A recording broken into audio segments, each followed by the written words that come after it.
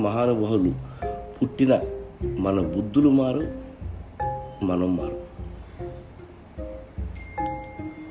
ఒక సైంటిస్ట్ కూర్చో, నీకు సమాధానాలు దొరుకుతాయి.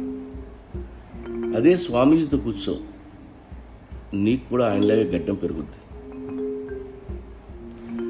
లైఫ్ గురించి, సోల్ గురించి, ఎగ్జిస్టెన్స్ గురించి వేసే ప్రతి ప్రశ్న యూజ్లెస్.